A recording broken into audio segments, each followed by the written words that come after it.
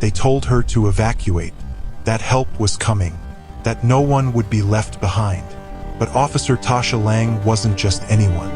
And the 3 shivering pups hidden beneath her cruiser's back seat, they weren't part of the plan. The fire moved fast, faster than the maps showed, faster than the radios warned. Within minutes, the road was gone. The sky, black, the air, burning. She wrapped the pups in her jacket, locked the cruiser doors behind her, and ran toward the trees. No backup, no signal, just smoke and heat and prayers swallowed by the wind. But 40 miles away, a man heard her mayday, a man she once saved. And beside him, a war-trained K9 lifted his head, growled toward the hills, and started to run. What happened next was something no one expected. Hi, my amazing friends and family. Welcome back to another story for today. If you are ready to enjoy this heartwarming story, smash the subscribe button and comment where you're watching from. I love seeing all your names and places. Also, don't forget to check out more of our interesting videos on the channel. Now back to the story. The call came just as the sun was turning the horizon copper and gold. The radio crackled awake in the patrol cruiser, startling enough to make Officer Tasha Lang flinch. Her boots were dusty from an early morning search through the old ranger station, but she had paused only once, not for rest, but because 3 tiny faces had looked up at her through a pile of fallen leaves. Abandoned, cold, afraid. Her heart had clenched then, and she had not been able to leave them behind. Now, with a wildfire screaming toward town like an angry beast with no restraint, she should have been evacuating too. She should have been heading down the winding road with sirens fading behind her.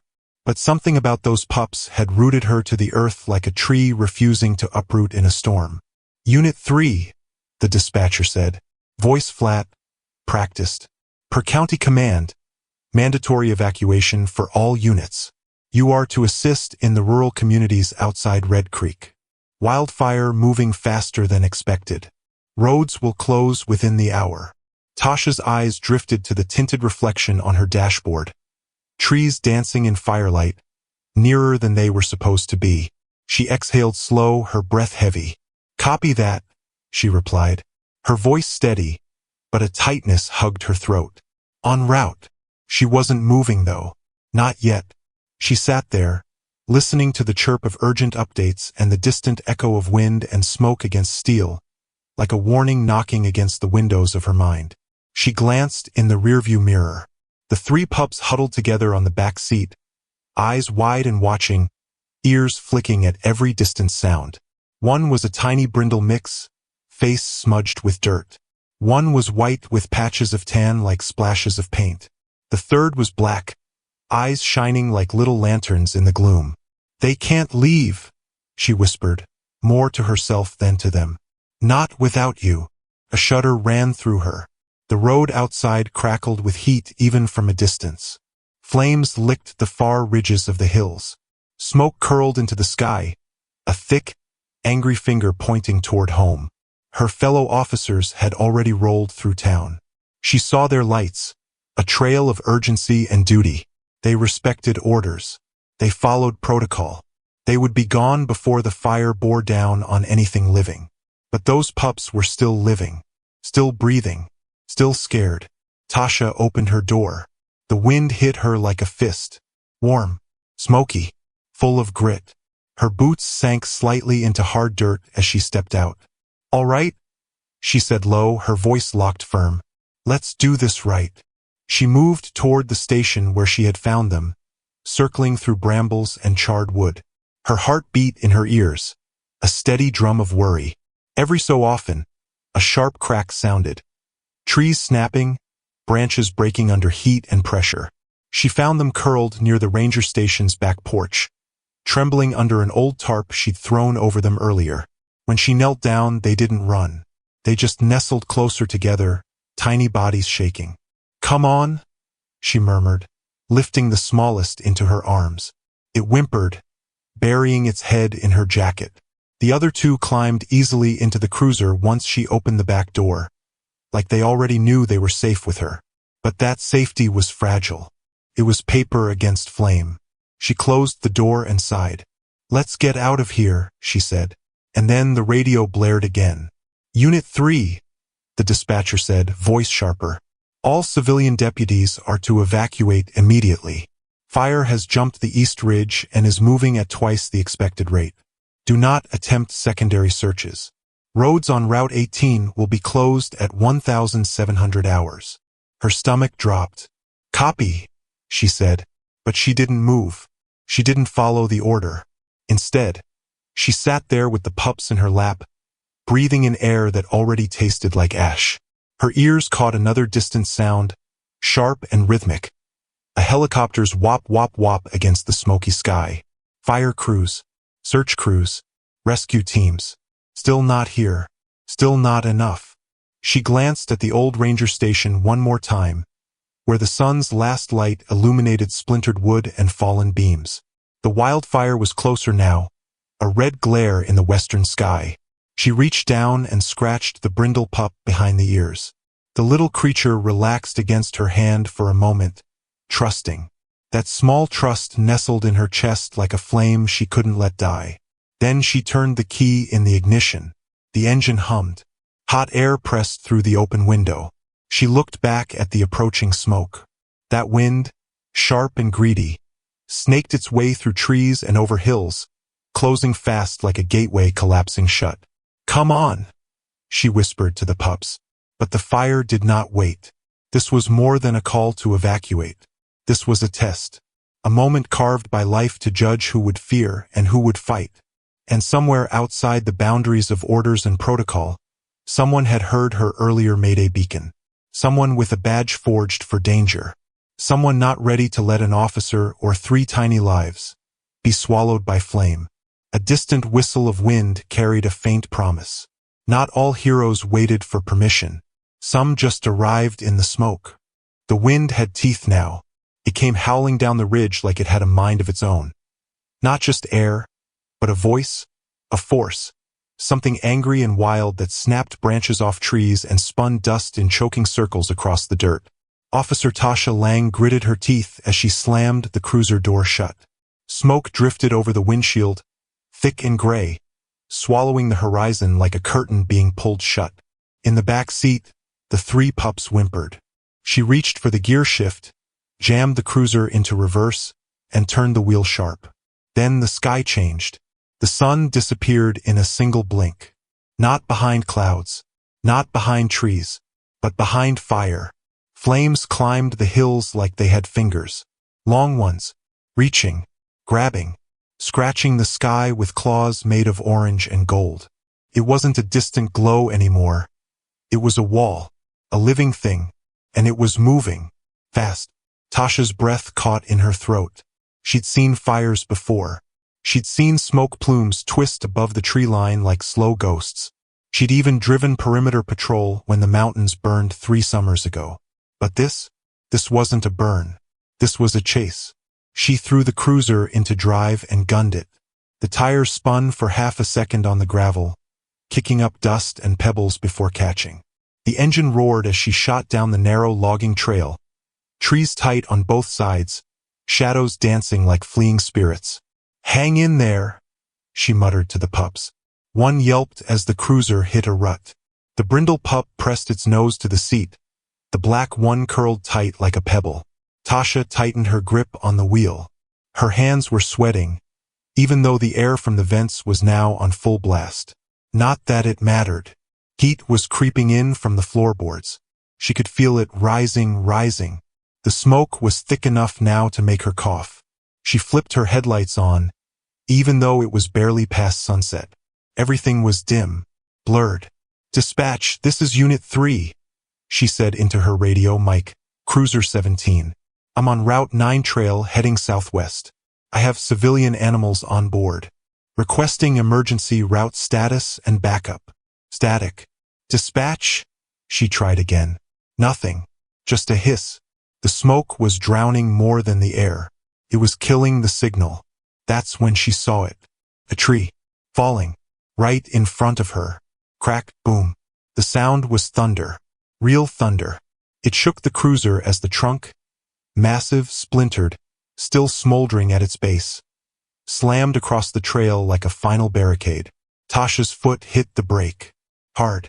The cruiser skidded to a stop just feet from the fallen tree. Bark chips rained onto the hood. Embers glowed in the branches. "No, no, no," she muttered.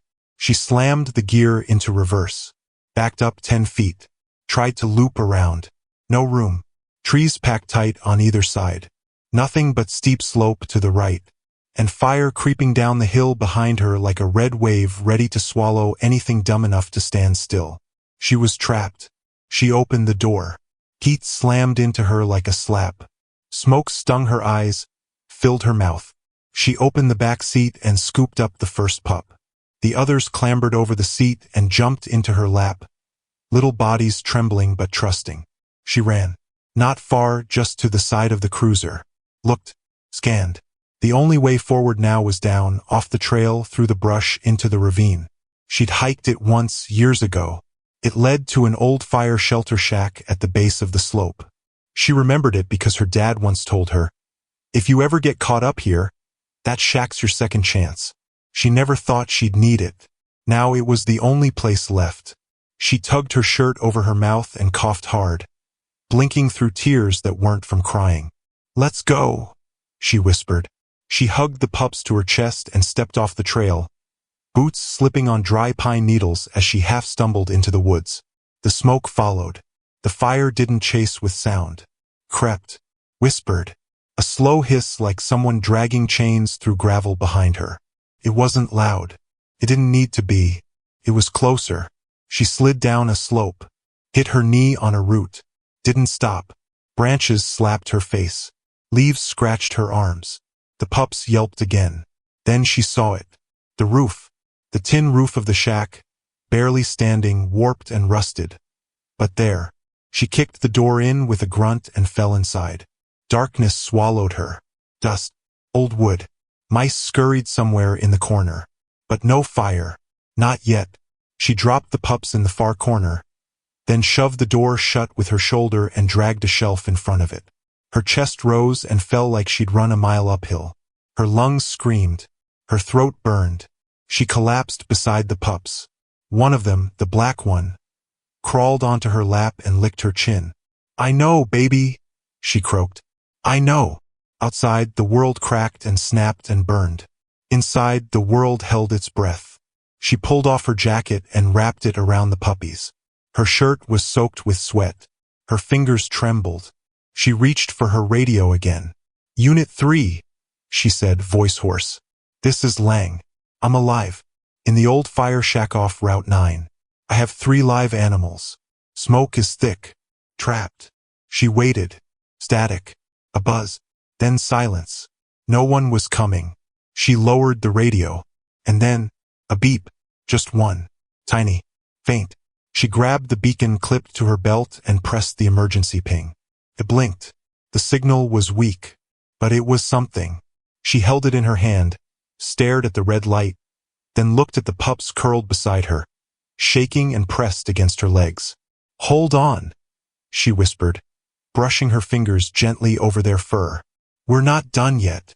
And out there, beyond the wall of smoke and flame, that red blink cut through the static and reached just far enough to be heard. The shack did not hold for long. At first, it felt like safety. A pause. A thin breath between heartbeats. The fire roared outside, but the walls kept it at bay just barely. Tasha pressed her back against the splintered wood, chest heaving, eyes stinging so badly she could barely keep them open. Smoke leaked through the cracks like a living thing, curling low along the floor, wrapping itself around her boots. The pups whimpered again. That sound cut through everything. She pushed herself upright, ignoring the way her legs shook. Her head swam, heavy and slow, like she had stood up too fast after being underwater. She scooped the pups back into her arms, all 3 at once, their little hearts beating fast against her ribs. "We can't stay," she whispered. Her voice sounded wrong, too thin, too dry. The air inside the shack was turning thick, poisonous. Every breath scraped her lungs raw. Her vision blurred at the edges, the world dimming like a light being turned down inch by inch. She kicked the shelf away from the door and shoved it open. Heat rushed in. The forest beyond looked unreal. Trees glowed from within, bark splitting and popping as flames raced upward. Embers drifted through the air like glowing snow. The wind howled again, stronger now, shoving smoke straight into her face. She staggered forward anyway. Downhill. That was the only direction left. The ravine yawned ahead of her, steep and cluttered with rock and fallen branches. She slid more than she walked, boots skidding on loose dirt, knees burning as she caught herself again and again. The pups clung to her jacket, tiny claws gripping fabric. Somewhere above her, something exploded. A tree gave way, crashing down in a shower of sparks. She flinched, ducked instinctively, and kept moving. Her chest hurt now. Not panic, not fear, pressure. A dull, growing ache that spread with every breath. She stopped long enough to pull the emergency beacon from her belt. Her fingers felt clumsy, like they belonged to someone else. She thumbed the switch. The red light blinked. Once, twice. She held it up, turning slowly, trying to find a clearer patch of sky through the smoke. "Mayday," she said hoarsely, pressing the button. "This is Officer Tasha Lang. I am trapped in the ravine near Route 9. I have 3 animals with me. Fire closing fast. I repeat, Mayday." The beacon chirped softly, then went quiet. She stared at it. The screen flickered, then showed coordinates. Her heart sank. The location was wrong. The ravine walls and the heavy smoke were bouncing the signal, pushing it outward, twisting it. Anyone tracking that beacon would be looking miles away from where she actually was. "No," she breathed. "No, no, no." She tried again, adjusted her position, climbed a few feet up the slope until her calves screamed. Pressed the button again. Same result. Wrong place. Wrong hope. Her strength drained with the realization. Not all at once, but like a slow leak she could not stop. She slid back down to the ravine floor and leaned against a boulder, gasping. The pups whimpered again, sensing her weakness now. She forced herself to look up. Through the smoke, she saw it. Another structure, lower down the ravine. Older, smaller, almost hidden by brush and ash. A fire shelter. Not the shack she had been in before. Another one. Older. Forgotten. The kind of place no one remembered until it was the only thing left. Her legs trembled as she pushed off the rock. "One more," she whispered. "Just one more." The walk felt endless. Each step took effort she did not think she had left. Her boots felt heavy. Her arms ached from holding the pups, but she did not put them down. She would rather fall than leave them. The shelter door was warped but intact. She slammed into it shoulder first, once, twice, until it groaned open. Inside was darkness and stale air, but it was cooler. Thicker walls, less smoke. She dragged herself inside and kicked the door shut with the last of her strength. She collapsed to the dirt floor, curling around the pups like a shield. Her breathing was loud now, wet, wrong. She coughed hard, the sound ripping out of her chest, and tasted blood. Her head lolled back against the wall as stars burst behind her eyes.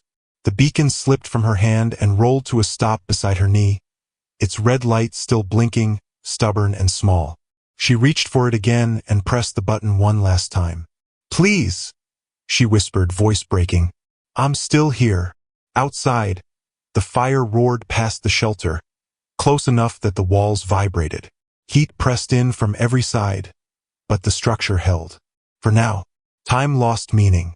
Minutes stretched and folded into each other. She focused on small things.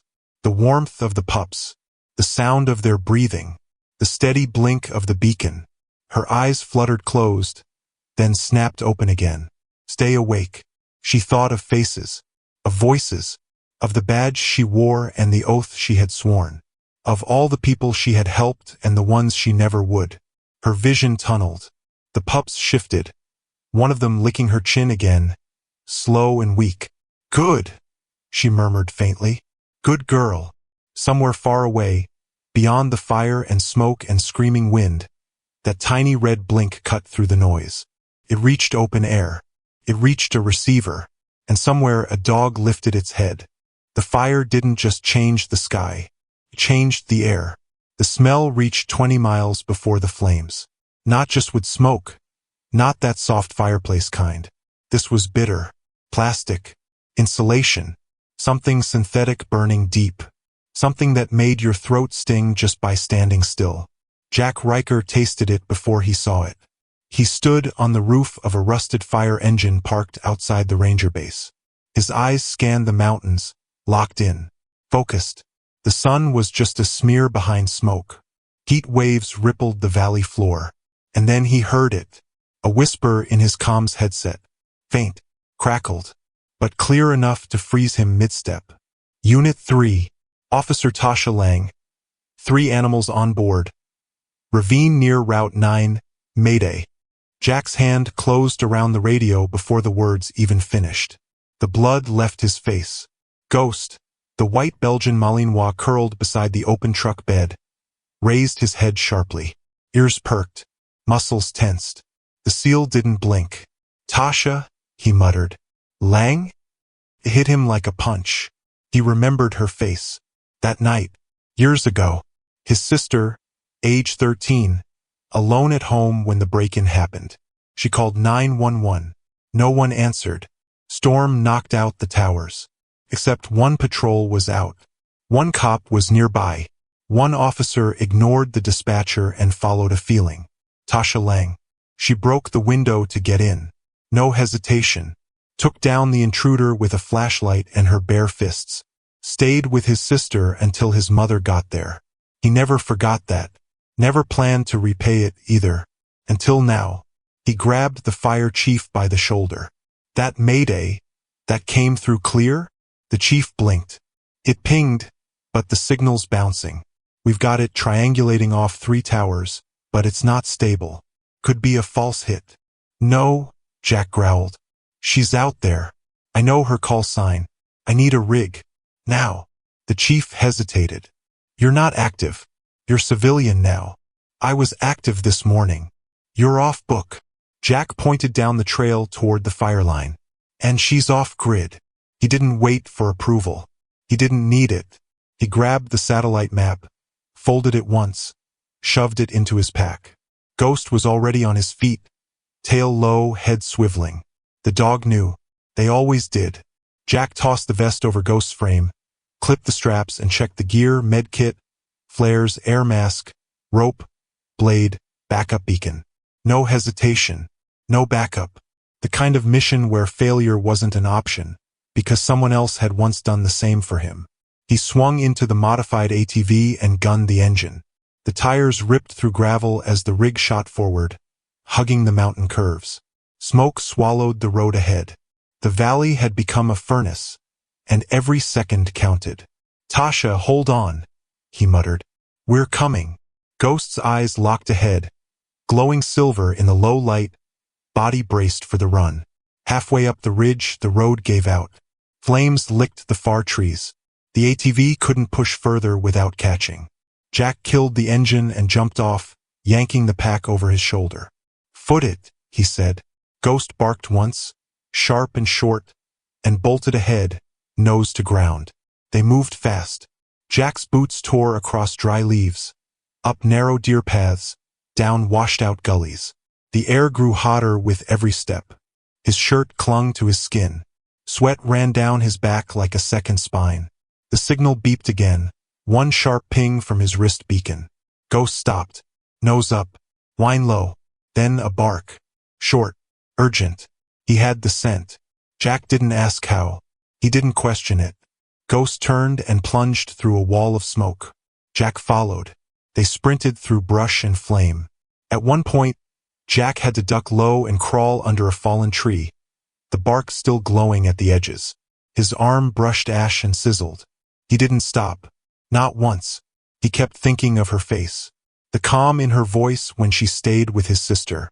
The way she didn't wait for orders. She acted, just like now. Only this time she was the one behind the wall. The smoke thickened. The forest narrowed. The trail turned steep and slick. Somewhere above, a tree split and fell, crashing down like thunder behind them. Then, Ghost barked. Louder this time. A series of sharp yelps, not fear. Signal. Jack pushed through a curtain of smoke and stumbled out onto a ledge. Below him, the ravine. The earth blackened. The trees stripped. But at the bottom, just visible through scorched undergrowth. A shelter. Half buried. Almost invisible. But real. He saw movement. Barely. The glint of metal. The blink of red. His heart jumped. That's her. Ghost didn't wait. He bounded down the slope, fearless, feet sure on loose rock and shifting dirt. Jack followed, sliding the last 10 feet and landing hard, knees crunching into ash. The door was warped shut. He pounded on it. Lang! No answer. He shoved his shoulder into it. Wood splintered. He hit it again, and again.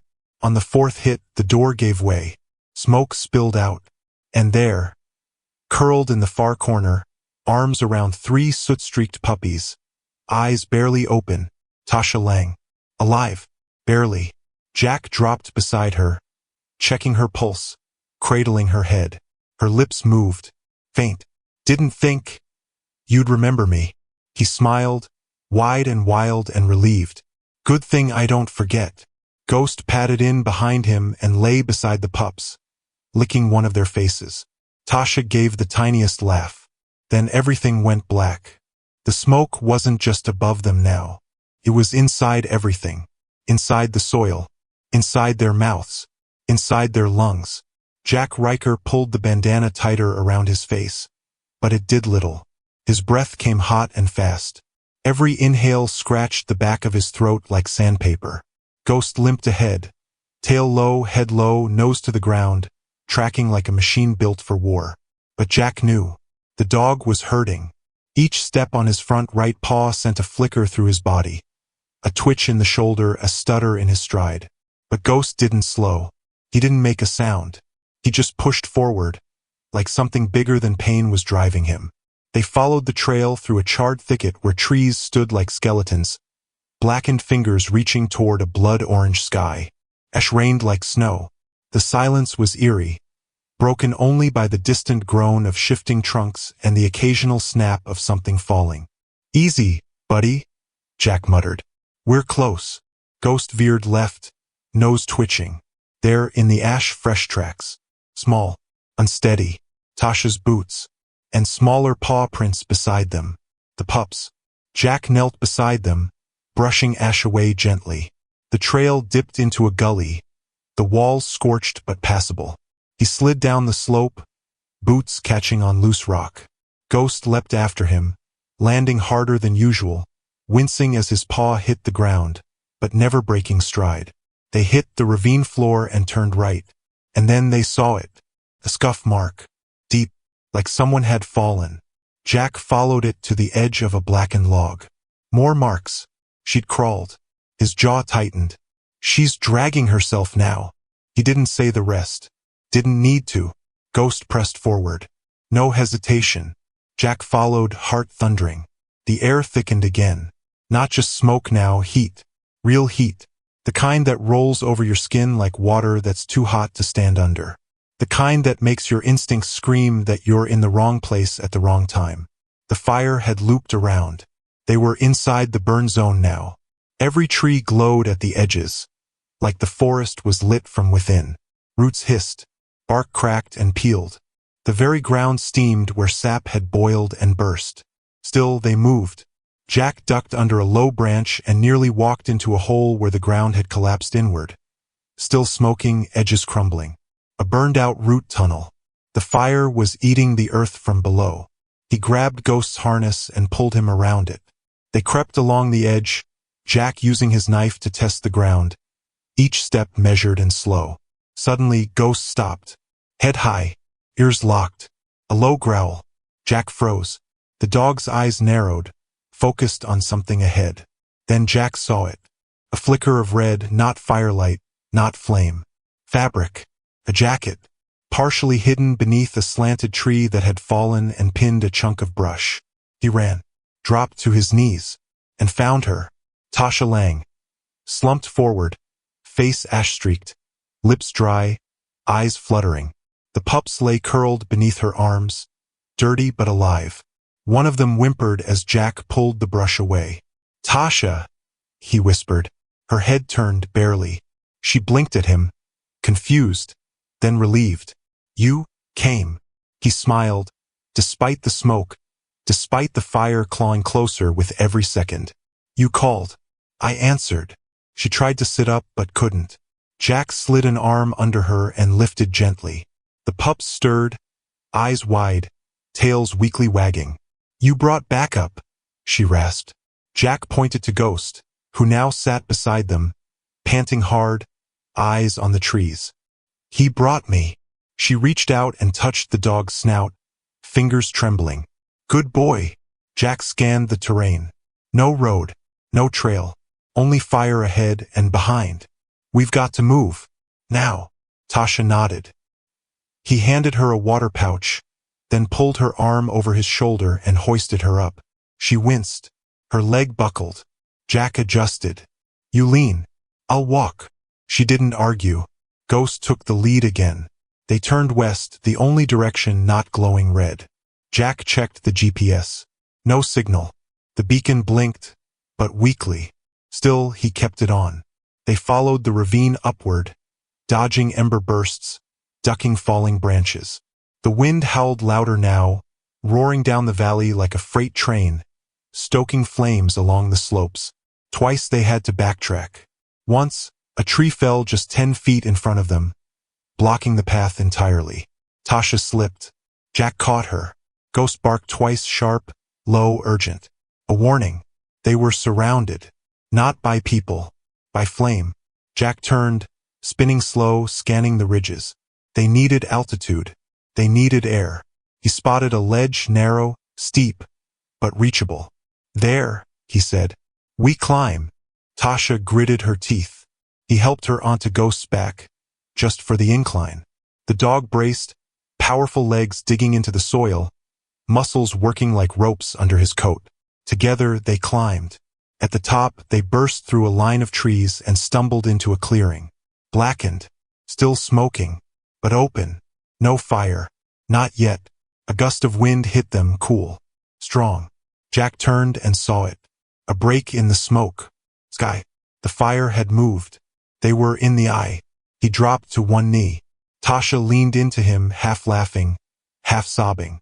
Ghost circled the pups, sniffing them one by one.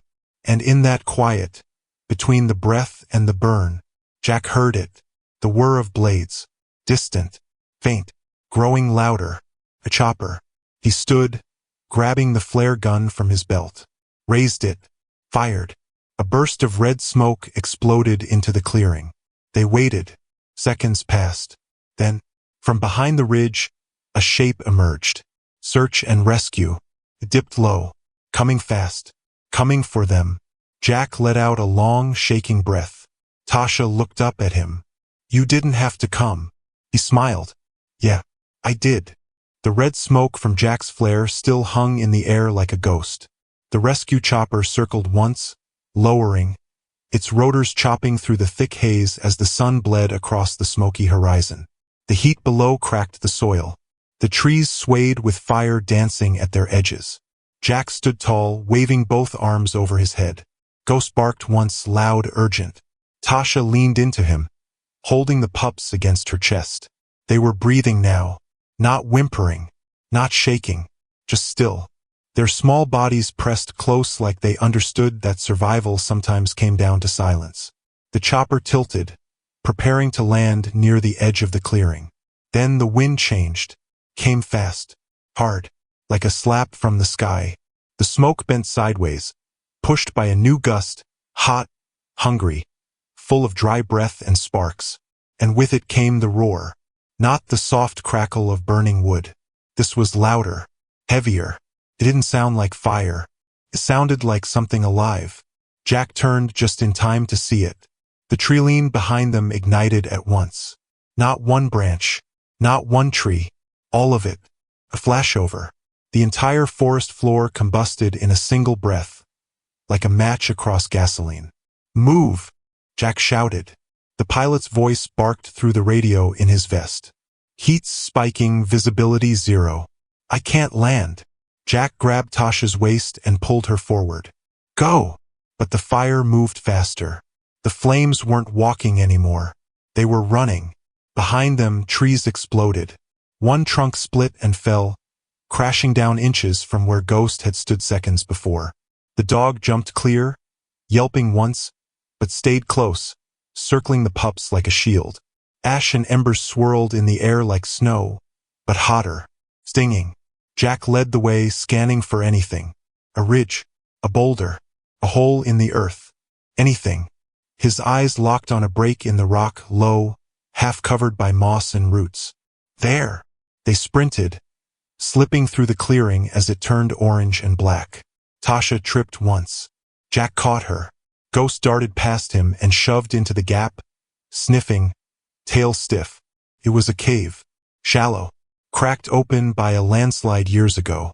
Maybe 6 feet deep. Not much, but enough. Jack ducked inside first, then turned and helped Tasha in. She passed him the pups. He placed them at the back, pressing them down gently. Their eyes glowed in the firelight. Trusting. Ghost followed, his sides heaving from smoke and heat. Then Jack pulled his pack around and covered the cave mouth with his jacket, holding it tight against the opening. Not to seal it, just to block the sparks. And then they waited. The fire reached them in seconds. Outside, the world became light and sound. The heat hit like fists, pushed against the stone walls, pressed into their skin like hot breath. The air inside the cave thickened, heavy, hard to swallow. Tasha coughed once. Jack handed her his canteen. Slow sips, he said. Breathe through your sleeve. She nodded, eyes watery, face streaked with soot. The pups huddled together. Ghost lay across them, shielding their bodies with his own. His head low, his ears flat. The sound outside was endless. Trees falling, fire cracking, the wind shrieking like something with claws. Tasha whispered, "How long do flashovers last?" Jack didn't answer. She looked at him. Jack. He turned to her, his eyes calm. Long enough to test you. Short enough to survive if you stay smart. It wasn't a number, but it was the truth. She leaned against him. Her hand reached for Ghost. He lifted his head, licked her fingers, then rested it back on the pups. Minutes passed like hours. Then, slowly, the sound faded. First the roar, then the wind, then the pop of distant trees, falling after the flame had moved on. Jack peeled the jacket back from the cave mouth. Outside, everything was black, still smoking. The clearing was gone. The sky above was red and gray, thick with floating ash. The chopper was gone, forced to pull back. But they were alive. He crawled out slowly, checked the ground, then turned back. It's over. Tasha helped the pups out first. Ghost followed, limping again. They stood in the center of what had been a world a few minutes ago. Now it looked like another planet. Nothing green, nothing soft, just survival. Jack looked at the pups, then at Tasha. Still think no one would come? She smiled, weak but certain. You always come. They walked slowly, skirting the edge of the ridge, heading for higher ground. And behind them, the fire moved on, searching for something else to test. The clearing was silent except for the crackle of dying embers and the distant hum of helicopters circling above. Jack stayed low beside Tasha, his fingers still wrapped tightly around the pups' little bodies. Ghost was flat beside her, singed fur matted but eyes alert, watching the horizon like he expected trouble to leap out of the smoke at any moment. Tasha's breathing was shallow now. Each inhale was soft, thin, as if she were trying to sip air through a straw. Ghost didn't stir. He just rested his head on her knee and breathed slow, steady. A small anchor in a world gone wild. Jack reached for his radio, his voice low but urgent. This is Riker. We have a confirmed injury. 1 adult female, 3 small animals. She is breathing, but barely. We need medevac immediately. Near the burned ravine, southwest quadrant. Repeat, southwest quadrant. Fire crews are on site, but the area is unstable. Static. Then, relief. A voice, distant but clear. Copy that, Riker. Medevac is en route. Remove all non-essential personnel. Fire conditions permitting, ETA 10 minutes. 10 minutes. It was the difference between life and silence. Tasha's eyelids fluttered, her lips parting on another shallow breath. One of the pups lay still, curled in a ball against her stomach. Its breathing was weak, almost a whisper. Jack slid his hand down and touched its small side, then pressed a fingertip to its chest. Tiny movements. Slow. Not gone. Tasha blinked up at him. Her eyes were soft, glazed in pain, but there was recognition there. Ghost nudged her hand with his nose. She managed a faint smile. You came, she whispered, voice barely above a breath. Jack didn't hesitate. He knelt beside her, lifting her hand to his lips and pressing a gentle kiss to her knuckles. I did, he replied. You'd have done the same for me. Tears glistened in her eyes, not from fear, from relief, from the knowledge that in a world consumed by fire and smoke and chaos, someone stood unwavering. Behind them, the earth trembled as another tree collapsed somewhere deeper in the burn zone. One long, echoing crack that sent a flock of birds screaming into the ash-gray sky. And then the sirens came, faint at first, a distant howl that grew louder, closer, pulling hope toward them like a magnet. A swirl of red and blue lights bobbed through the smoke, weaving through firefighters and paramedics cautiously marking safe ground, staking flags into scorched earth like beacons. Figures rushed forward. Boots stabbed into dirt and ash. Voices called out names. Radios buzzed over frequencies. A medevac crew appeared, faces masked and determined, carrying stretchers, oxygen tanks, blankets, heat shields. Jack leaned over Tasha, supporting her with his shoulder braced beneath her back. Her pulse was faint under his fingers, but it was there, stubborn and real. One of the medics crouched beside them, eyes wide at the sight of the 4 lives huddled together on a scorched patch of dirt. Got her, he said, voice steady but amazed. We've got Pup 1, Pup 2, wait, is that 3? Jack nodded, careful not to squeeze Tasha's hand. All accounted for, he said. The medics worked methodically. They lifted Tasha gently onto a stretcher, protecting her neck, her spine, her fragile breaths. They wrapped the pups in warm blankets and placed them in soft carriers. Ghost stayed at her side, letting out a low whine but not moving from his post. One medic reached down and touched Ghost's shoulder. This one's a hero too, she said quietly. Ghost just stared ahead, ears forward, as if waiting for Tasha to open her eyes again. The helicopter thumped low over the trees now, the pilot skimming smoke pockets, finding open air between flaming ridges. The medevac team communicated in quick, crisp bursts, coordinating the lift with the fire crews. Jack climbed into the back of the ambulance beside Tasha's stretcher, Ghost following close by and settling beside the pup's carriers. The medic placed an oxygen mask over Tasha's face.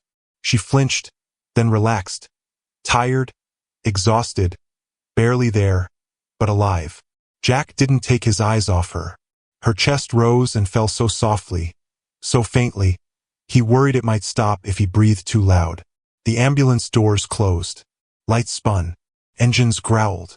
They moved forward, sirens blending with the hum of distant helicopters. As they left the burned clearing behind them, the smoke seemed to part just enough to offer a glimpse of light, a shred of sky, heavy but blue. Jack sat close to Tasha, his hand never leaving hers. Ghost rested his head on Jack's boot, eyes flickering between the road and the medic's eyes. Tasha's gaze flickered upward through the window. Her voice was thin, but clear. You came, she whispered again. And Jack's reply was honest, quiet, and full of worn hope. Of course, I came. Behind them, the sirens faded, replaced by the steady rhythm of life rolling forward. Not loud, not dramatic, just real. Alive, unbroken, still breathing. The pups stirred in their blankets, one blinking at Jack, then turning its head toward Tasha. He smiled, slow and true. The road to recovery was ahead. It was long. It was hard. But they had made it this far together. And that was only the beginning. The ceiling was white, so white it hurt her eyes. The light wasn't harsh. It was soft, gentle, filtered through blue curtains fluttering beside an open hospital window. But after days of smoke and darkness, even kindness felt blinding. Tasha blinked slowly. The hum of machines surrounded her like a distant conversation. Steady beeps, a soft hiss from the oxygen line, and something else. The faint tapping of claws on tile. She turned her head. Ghost. He was lying in the corner, his bandaged legs stretched out. A white cone collar tossed beside him like he had rejected it hours ago. His eyes were closed, but the moment she moved, they opened. He didn't bark, didn't move. He just stared at her and wagged his tail. A nurse walked in seconds later, a tray in hand, her smile wide and careful. She was young, maybe 22, hair tied back, name tag crooked. "You're awake," she said, voice full of breath and awe. "You really made it." Tasha didn't speak right away. Her throat was dry, lips cracked. The nurse offered a cup with a straw. She drank. The water was cool, tasted like steel and mercy. Then the memories came rushing in. The fire, the pups, Jack, everything. Where? Her voice came out hoarse low. "Where are they?" The nurse's smile didn't fade. "Alive. All of them. One pup has some burns, and one's vision is affected. But they made it. So did you." Tasha's eyes closed for a moment. She could still feel the heat in her skin, like the fire hadn't entirely let go. "They told me I shouldn't be alive," she whispered. The nurse stepped closer. "They also said nobody's ever carried 3 dogs and a broken radio through a firestorm and walked out of it. But you did." Tasha turned toward the door. "Jack." The nurse paused. "He didn't stay." Of course he didn't. But he had been there. She remembered his voice, his hands pulling her from the cave, his breath on her forehead, the words he whispered. "You'd have done the same." "Did he say anything?" she asked. The nurse smiled and reached into her pocket. She pulled out a folded piece of paper and handed it over. One line, written in neat, steady print. "Next time, don't go alone." Tasha smiled. It was the softest curve her lips had made in days. The nurse placed a small remote near her bed. "Call me if you need anything. Ghost hasn't left your room, by the way. We tried moving him. Didn't work." Tasha turned her head. Ghost was already moving. He stood, limped slightly, then made his way to her side. She held out her hand. He pressed his nose into her palm. Warm, familiar, faithful. "You stubborn boy," she whispered. "You saved me." The door opened again. This time it wasn't a nurse. It was a man in a dress shirt, sleeves rolled up, clipboard in hand, followed by 2 local journalists with cameras slung over their shoulders. The man cleared his throat. "Officer Tasha Lang?" She nodded. "I'm with the city. I've been sent to inform you that, well, the news has gotten out. What you did out there with the fire, the animals, the rescue. It's everywhere. People are calling you a hero." Tasha blinked. Her eyes drifted toward the window. Outside, she could see the flag atop the hospital fluttering in the wind. Blue sky, no smoke, just air, clean air. "I didn't do it for that," she said softly. He nodded. "Still, they're holding a ceremony next week. Keys to the city, media coverage, everything." She didn't reply. One of the journalists stepped forward. "Just a few questions, Officer Lang. How did you know to stay when the others left? What made you keep going with the pups?" Tasha looked at the woman holding the microphone. Then she looked at Ghost. Then down at her own scarred hands. "I don't know," she said. "It wasn't a decision. It was just the only choice that felt right." The other reporter leaned forward. "And Jack Riker? The Navy SEAL who found you?" Tasha smiled. "You'll have better luck finding a ghost. They didn't get it, but Ghost did." He wagged his tail once and sat back down beside her. When they left, she slept again. The next few days were a blur of doctors, friends, fellow officers, flowers, cards, questions. The pups were brought in one at a time. The smallest one, the blind one, was placed on her bed. It curled into her elbow like it remembered her heartbeat from the flames. And maybe it did. She named it Ember. The others, Smoke and Spark, had different personalities. One barked at everything. The other refused to leave Ghost's side. There was talk of medals, of service dog commendations, of Ghost being retired with honors. But none of it mattered as much as what wasn't said. There were still days when the smoke lived behind her eyelids, when she woke up gasping, heart pounding, convinced she was back in the fire.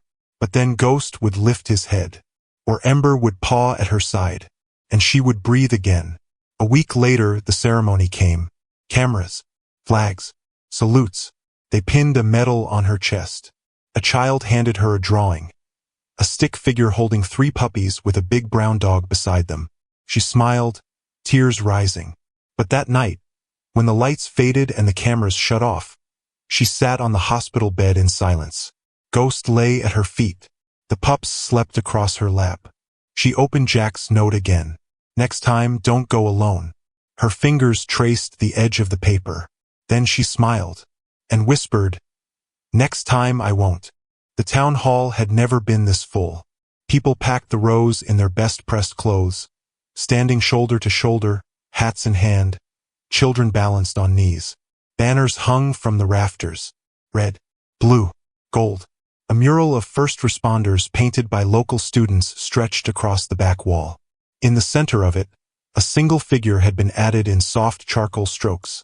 A woman in uniform, kneeling in ash, holding 3 pups against her chest. Officer Tasha Lang. She stood behind the curtain now, heart thudding in her ears, fingers brushing the edge of her dress uniform. It still smelled faintly of hospital soap and wildfire. Maybe that smell would never fully leave. Ghost sat beside her, wearing a polished silver badge looped around his collar. He was fully healed now, his fur glossy, his eyes bright. But there was something deeper in his gaze. Something that had seen flame and refused to flinch. A quiet knock came from the side. It was the mayor. We're ready for you. Tasha nodded, steadying her breath. She didn't want this. She didn't ask for it. But maybe it was more than just her. She stepped out into the lights. The crowd didn't cheer at first. They stood. Every one of them. A full, silent ovation. Then came the sound, not clapping, not cheering. A single bark. Loud, sharp, from the side of the stage. Ghost. He barked once. Then sat, tail thumping the wooden floor. The crowd erupted. Applause rained down like summer thunder. Tasha paused. She'd faced fire, smoke, and silence. But this was different. This was life roaring back in. A girl in the front row reached out, waving a tiny American flag. Her eyes were wide. She whispered, "That's her. That's the fire lady." Tasha smiled and stepped to the microphone. She looked out at the faces. Some she knew, some she didn't. All of them here. All of them whole. "Thank you," she said softly, "for standing, for remembering, for showing up." Her hands gripped the podium. I didn't run into that fire thinking about being brave. I ran in because 3 small lives were left behind. I stayed because no one else would. And I survived because someone chose to come after me. She looked at Ghost. Then she looked at the third row. A man stood there, arms crossed, baseball cap low over his face. Jack Riker. He didn't wave. He didn't smile. He just nodded once. She nodded back. "The fire took a lot," she continued. "But it didn't take everything. Not this town. Not those pups. And not me." There was another round of applause. Louder now, more heartfelt. Later, after the medals were pinned, after the news cameras clicked off, the community flowed outside for photos. Children gathered around the pups, now grown a little, each wearing a colored bandana. Ember, the blind one, was calm and sweet, letting little hands pet her ears. Smoke was full of energy, bouncing between legs. But Spark sat proudly beside one of the precinct officers, a new badge clipped to his collar. He had passed therapy dog certification last week, and today was his first day. He would serve in Tasha's precinct, visiting victims, children, anyone who needed quiet comfort. Tasha kneeled and kissed his head. "You earned it," she whispered. Ghost circled once and laid down at her feet. The mayor joined her. "We're naming the new station after you, you know." She raised her eyebrows. He grinned. Too late to argue. She laughed for the first time in days. Real laughter. One of the reporters approached. "Officer Lang, any final words for the story?" She looked up at the sky. Clear blue. No smoke. No flames. She turned back. "Yeah," she said. "If you're ever afraid, go anyway. You never know who's waiting on the other side." The reporter nodded. Then Jack appeared. He didn't say a word. He handed her something small. Collar tag. Silver. Inscribed with 4 words. "You were never alone." She looked at it. Then at him. "You always disappear," she said. Jack shrugged. "I always come back." Ghost barked again. The crowd laughed. And then the music started. A brass band struck up near the flagpole. Kids danced. The sun dipped low, painting the grass gold. Tasha stood at the edge of it all. Her precinct, her pups, her partner, her life. The fire had taken much, but it hadn't taken her. Not on Ghost's watch, and never again. Thank you to my amazing family for staying with me until the end of this story. Your support means the world to me. If you enjoyed this journey, I just know you'll love what comes next. I've prepared something even more exciting and surprising that I can't wait to share with you. Just click on the end card appearing on your screen right now to watch the next one.